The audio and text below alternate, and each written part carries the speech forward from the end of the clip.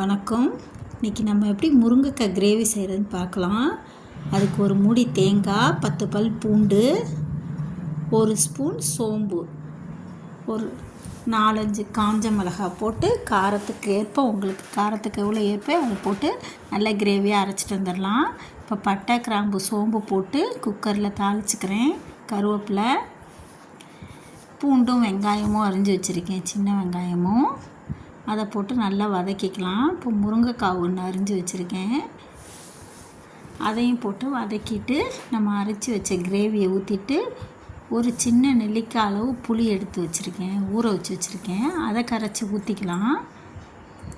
ஊற்றிட்டு தக்காளி போட்டிருக்கணும், நான் முன்னாலே போடலை, நல்லா இப்போ நசுக்கி விட்டு போட்டுட்டேன். அப்புறம் தேவையான அளவு உப்பு, கொஞ்சம் மஞ்சத்தூள் போட்டுக்கலாம். போட்டுட்டு நல்லா கிண்டிட்டு குக்கரை மூடி வச்சு ஒரு 3 விசில் விட்டுறேன்.